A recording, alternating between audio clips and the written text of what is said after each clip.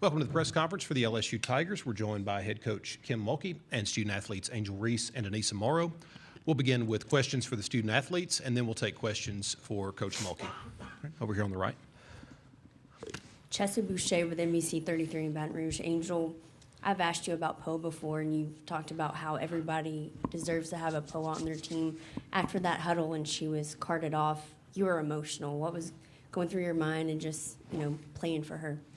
She means so much for this team. I mean, she sacrifices her body every single night. I think she has 30 charges this year, and being able to understand that could have happened at any moment. And that's why I was telling the Flagey, don't blame yourself for this. Don't blame yourself for this. And just trying to keep the team together as much as we can, because Poa will want us to stay together. Poa will want us to play hard and do this for her and win this game and play tough. She is one of the toughest players on our team. So being able to just fight that one out, and we hit a couple big shots, and we all just said, that's for Poa, that's for Poa, that's for Poa, and we kept trying to get through that. That was the hardest 5 minutes of a game that I've ever played. So emotionally, physically, mentally, I think we just stayed poised and stayed together at that time. All right, Corey. Angel and Aneesah both. Angel, you kind of touched on a little bit there, but just talk about you guys coming together while they were, helping last year, and just kind of what were the conversations amongst you ladies while that was happening? Just, how did you guys get through that last 5+ minutes tonight? Everybody was emotional and tearing up, but our team done been through hell. Let's be honest. And we just told each other we have to have each other back. We've been through worse than this, and just have Poa back because she would want us to win this game for her. Pete. I'm not trying to minimize what happened last year, but what does it feel like to advance to a final and maybe try and do something that you guys haven't done before?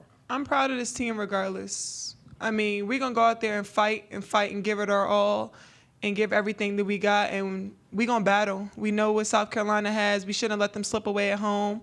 So I'm just proud of where we are because, last year we lost in the semis, and now we're going to the championship. And like I said, everything we've been through this year, from not playing games to different lineups to ACL tears to losing teammates, so many different things that has happened within the team. It's no better time than now. And I'm up for the challenge. We up for the challenge. Our coaches are up for the challenge. And I'm ready for tomorrow. We're going to be ready. Any other questions for the student athletes? Oh, here in the front, on the right. Aneesah, how has it been? This has been a physical week for you, and you've absolutely battled, but nothing seems to stop you. I know that it's going to be physical every night. I'm very aggressive. I'm a powerful player, and sometimes teams have to throw every bow that they can at me, but that's not going to stop me.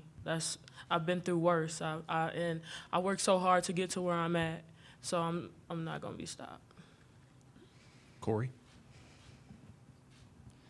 Angel, it seemed like at least through halftime and the first couple minutes of the third quarter, Ole Miss was really dictating how this game was being played. How difficult and or easy is it for the team to get itself out of that and play the way you guys want to play? And then it looked like in the fourth quarter, out of the timeout, it was let's get Angel the ball, everyone else move out the way, and you went to work there early in the fourth quarter. So just talk about your stretch there in the fourth as well. Yeah, understanding that the only two players that were scoring was Markeisha and Madison Scott. Me and Madison have been teammates for 3 years and won AAU championships together, so I knew her game. She was hitting shots, and look, obviously she's gotten better, and I've seen mid-range shots, and kudos to her and Markeisha, but we had to understand that we had to stop those two players to win this game, and understanding what it would take to win. I'm not the player of the year for a reason. Obviously, I work hard. I do whatever it takes to win, and they knew when to get me the ball and get them in foul trouble and score. And it's not all about me, but I do whatever it takes to win, and that was just my moment at that time. So I think we all played together.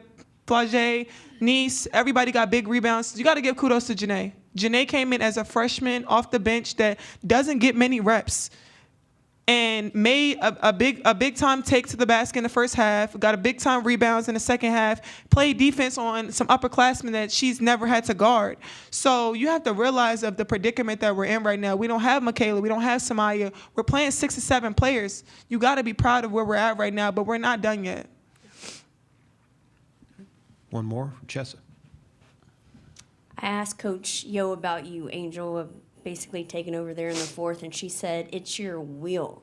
Your will. You're not going to let anybody beat you. What does that mean to you, and just the praise that she gives you being an opposing coach? I just never really want to let my team down. All day I've been trying to figure out if I was going to play today, and I didn't want to give up on my team and not let us not get to the championship because of me. My ankle is big as a tennis ball right now, but I'm going to do whatever it takes and go out there and fight and fight and fight. And tonight, I'm going to rest up, and I'm going to do it again tomorrow. And then we'll have a couple of days off to get back to the tournament and get ready, because we're going to be a top seed. And understanding what it takes to win. Me and Niece work hard every single day. I can't do my job without Aneesah. So understanding, like, everybody always gives me the praise, but you got to give Aneesah the praise at the things that she does too. She does a lot of great things that I don't do. So I just don't want to always get all the praise. Like, give Aneesah her props. Like, give her flowers. She's one of the top guards, posts, whatever you want to call her in the country. Like, I don't want this to always be on me. I don't get the player of the year without Aneesah. I don't get my rebounds without Aneesah. I don't score without Aneesah. So coaches, yeah, y'all can give me my props. We both player of the year at this point, period. I'm out. Drop the mic. Thank you, ladies. Bye, baby. See y'all in a minute. We'll take questions for Coach Mulkey. We'll go Pete first. Kim, can you give us any more update on last year? And I guess TV said that you told the players she had movement in her limbs. Is that the case? Yes. As I was walking to this press conference, the trainer told me that her CAT scan, is that right? CT scan, CAT scan, whatever you call it, came back clean. So that's wonderful news. I spoke to her mother. Of course, she's from Australia. The kid took quite a lick on the back of her head. I did not see it. I saw it on the film just a minute ago, and I wouldn't even look at it.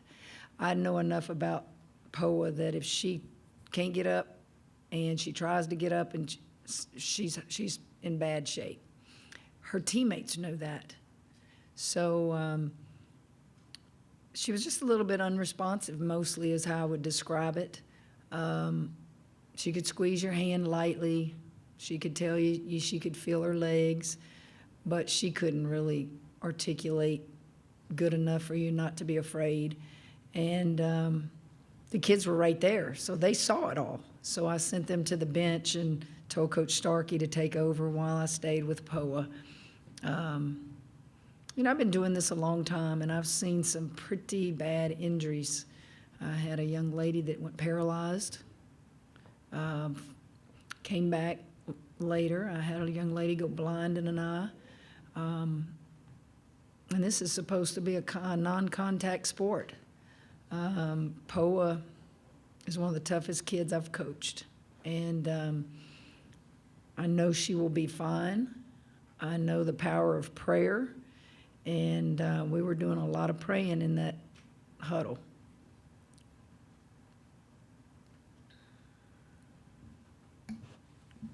Chessa Boucher with NBC 33 in Baton Rouge. Coach Mulkey, in a moment like that when a player goes down, how do you deal with that, knowing that the game could go either one or two ways, and how do you keep your team focused on still trying to win the game?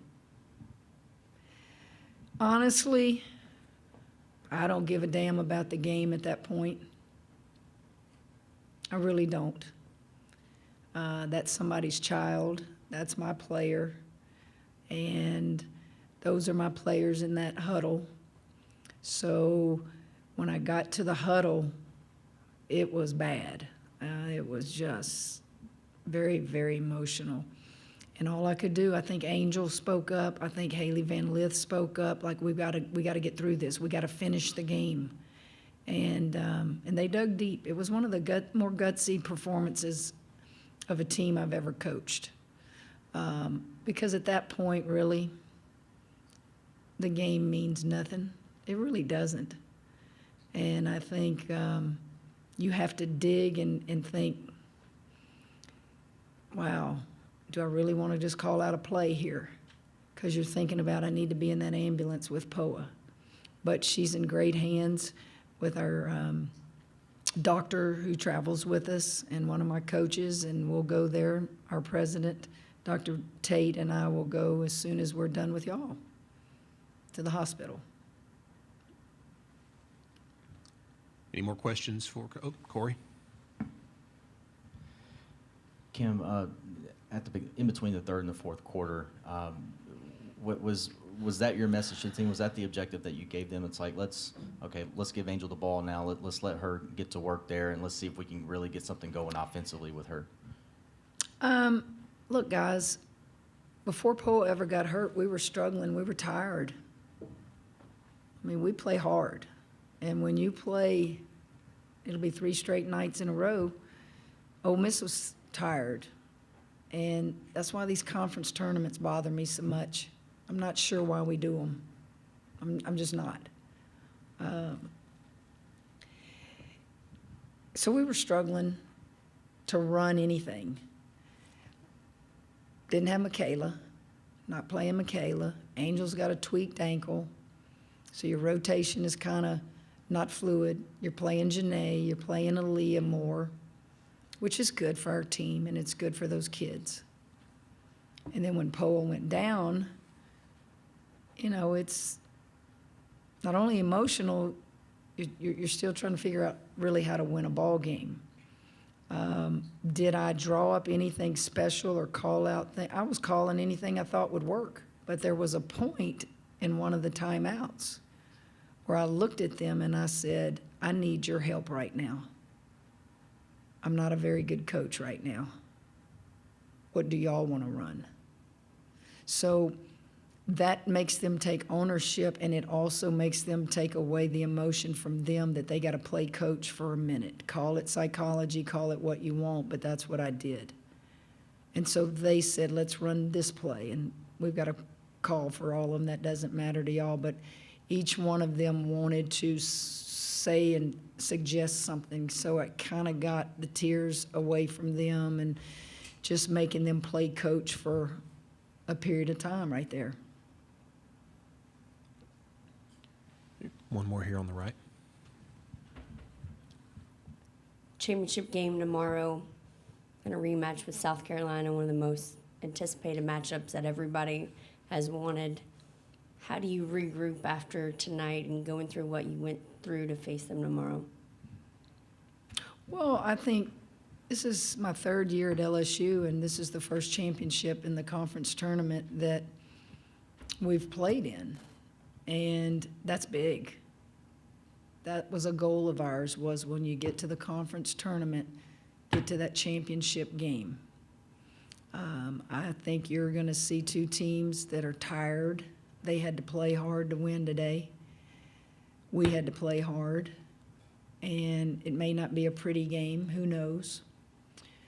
But it is 2 of the most recognizable teams in the country. And quite honestly, if I remember, the national championships come through the SEC, right? So maybe you're watching one of us win a national championship again. It would be fun to keep it in the SEC. Any other questions for Coach? All right, thank you, Coach.